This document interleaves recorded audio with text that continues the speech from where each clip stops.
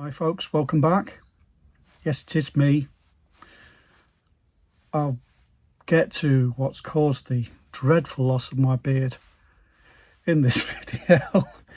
Yeah, it's a health and fitness type video today. So I'm going to start by asking you some questions. Do you or someone you know have some of these symptoms? Not necessarily all of them, but some of them. Are you tired in the morning? Do you have to drink coffee in a big mug to get going? During the day, do you find that you have difficulty concentrating, that you're forgetful? At night, are you exhausted? Do you fall asleep quickly, but then find yourself waking up in the night? Do you have to get up in the night for a wee? Do you snore? Do you wake up in the night with acid reflux? Do you get gout? Do you have high blood pressure? Do you have trouble managing your blood sugar? Are you type 2 diabetic or heading that way? Have you got problems like hyperglycemia? And yeah, I have all of these issues, or had, and I have been treating these the best I can over the years, and it's as if for many years I thought I was in the dark, but have now just discovered that I was actually wearing a hat which was 2 sizes too large and was over my eyes. And I've discovered what has been causing all of these problems. So we're going to talk about that today.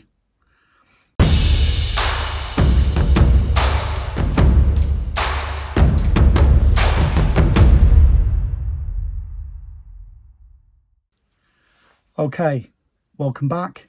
Let's start with a disclaimer. I'm not a doctor. These are just my personal experiences and what I've read up on. So if you have any concerns about this, if you think you have any of these symptoms, don't do what I did and just try and cope yourself.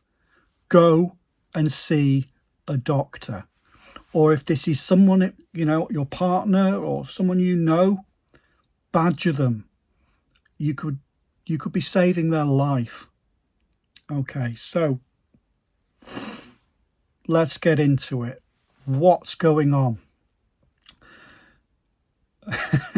Sleep apnea. So basically, I was diagnosed with severe sleep apnea two months ago now. It was first week in August, and it's been getting. I've obviously had sleep apnea probably most of my life, if not all my life. I've been a heavy snorer since childhood, but it's been getting worse, I think.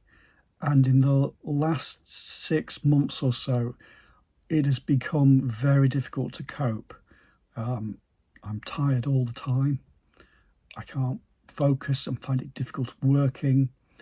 And so in the end, I went to the doctor. They give you a little machine to do an overnight test, and it measures your blood oxygen in the night and how regular you're breathing and your heart rate during the night. And the results came back that 53 times an hour I stopped breathing in the night. And the period I stop breathing for can be up to a minute. And yeah, that's really not good.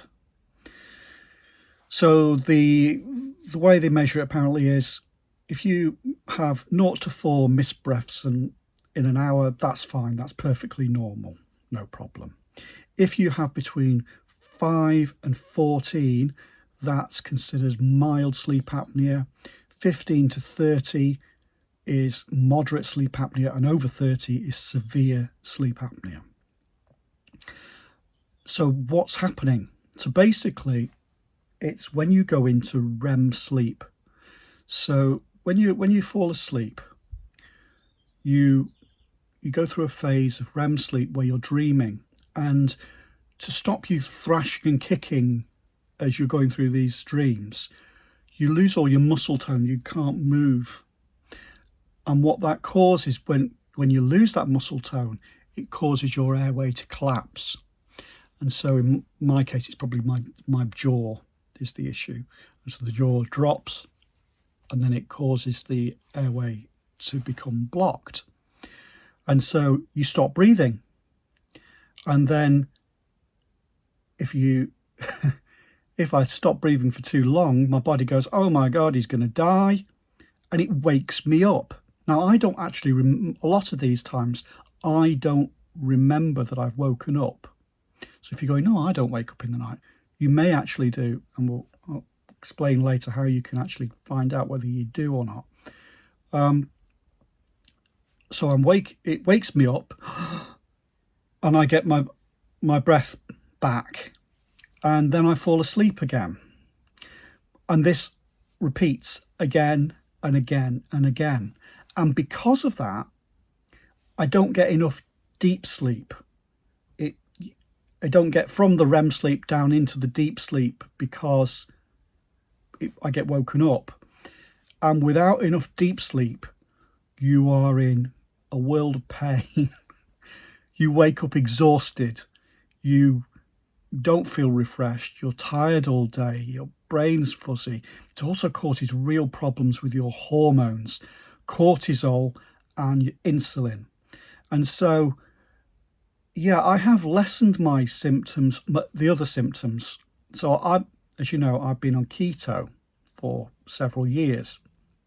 And the reason that is, it was the only diet I could find that worked for me. And now it's perfect. And I assumed that was just me, because of me, the way I was, that I had difficulty losing weight. But it looks like it's not. It's the sleep apnea. Is that what happens is, if you've got sleep apnea, your cortisol levels are really high, really, really, really high. And if your cortisol levels are really high, then your body holds on to weight. It does not want to lose it. And also your insulin levels are all over the place. And so you can end up, like I did, with an increased HbA1c and heading towards type 2 diabetes. And also, because they're all over the place, you can end up with hyperglycemia, which I have suffered with for many years, many years of suffering. And it's all been caused by the sleep apnea. So the way I've been treating it so far is through bringing the insulin level down by just not eating any carbohydrate, and managing the cortisol by exercising. By doing lots of exercise, that reduces your stress hormones. And that's how I've been surviving. But I haven't looked at the root cause. So, so the problems you've got, your hormones are out of whack. So high cortisol means you can't lose weight. It also means you get high blood pressure. Your insulin being out of whack means you can end up with type 2 diabetes, other problems it causes. Because I stopped breathing in the night, you can end up with an enlarged heart, because your heart needs to be able to really get some oxygen in. And I suspect I have got an enlarged heart because I've got a low maximum heart rate. Even when I was in my early 20s, my maximum heart rate was under 180. And now, of course, it naturally goes down as you get older. So now it's about 170, 167, 170, something like that. Now, And I'd always put that down to, I used to do a lot of weight training when I was a teenager in my early 20s, so I put it down to that. But now I'm beginning to think, no, I've probably had this forever. So yeah, you can end up with an enlarged heart, which isn't good, because you can end up, causing heart failure when you get older. Other problems you've got.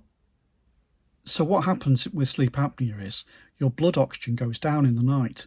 So you want to, during the day, my blood oxygen's fine, 99, 98, 97, and at night it drops to about 90, or even on a bad night, about 86 is what I'm seeing. And so that's because your blood oxygen's low in the night. Having a low blood oxygen means that you can cause damage to the arteries around your heart, causing heart disease. So, people who have untreated sleep apnea, they tend to die of either a stroke from the high blood pressure or from a heart attack from the damage to the arteries caused by the the lack of oxygen to the blood vessels. Of course, it doesn't just affect your heart, it can cause organ damage throughout your body because your organs are not getting enough oxygen. Other issues like waking reflux. So yeah, again, I particularly had this, I don't get this so much now, but when I was heavier, I would wake up choking on my own vomit. Very, very unpleasant. And yeah, it's a symptom. Basically, when you stop breathing and you've not breathed for a minute and you splutter back into life, it forces the acid up out of your stomach, causing the reflux. Another thing, urination in the night. What's going on there? Well, if your blood oxygen is low, then you end up with a buildup of CO2 in your blood, which increases the acidity of your blood. And so your body is trying to rectify that, and it does it by producing urine. And that's why you have to get up in the night and go for a wee, because your body is trying to get rid of that CO2. Also, that acidic blood that's happening because of the low CO2, because of the CO2's building up in your blood. You know what that causes? How you're having your blood too acidic?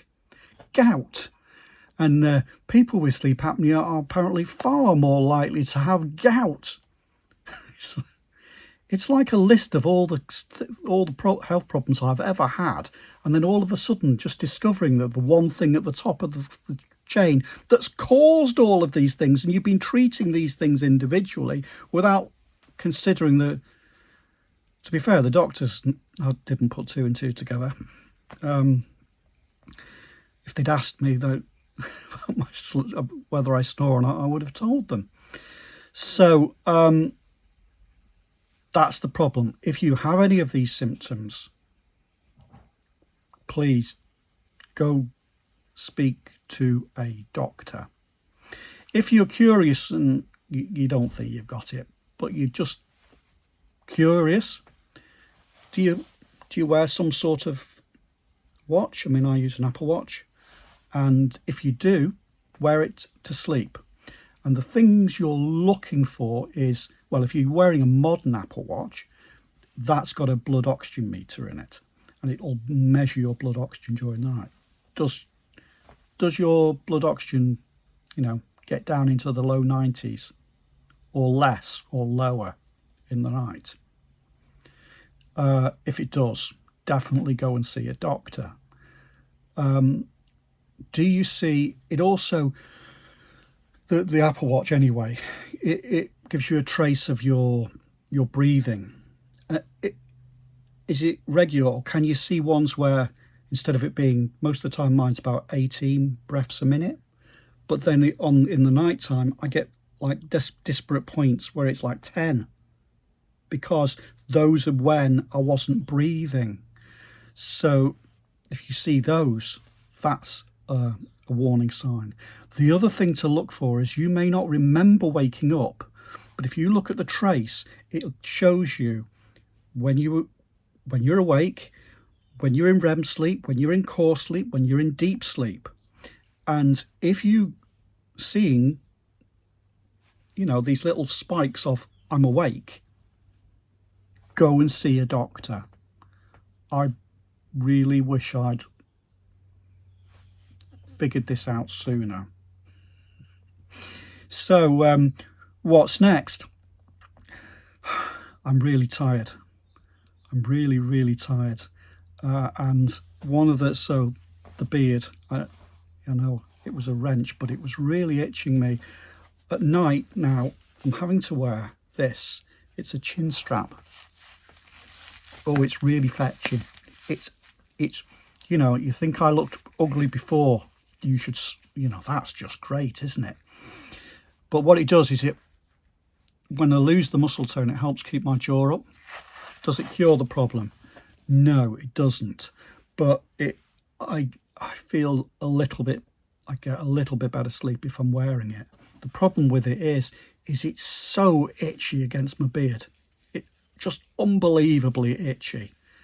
And so, at least for now, the beard's had to go.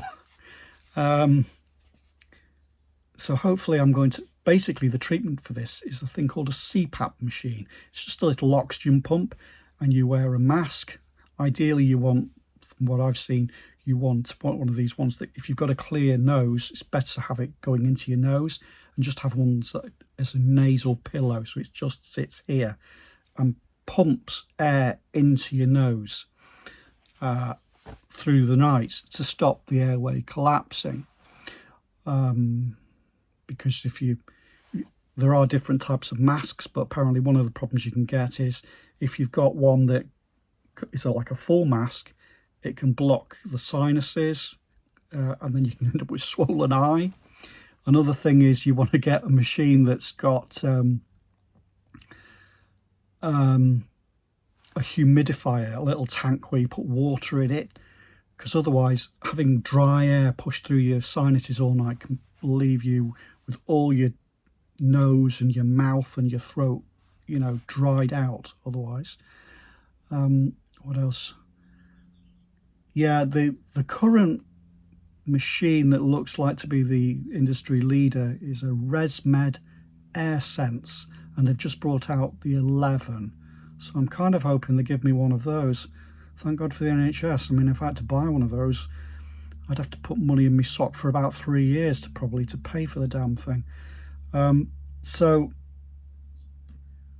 that's what so the thing with that is it adjusts the pressure required to keep the airway open automatically in the night. It can detect when you fall asleep, so you put it on and the pressure is low, so it's very comfortable.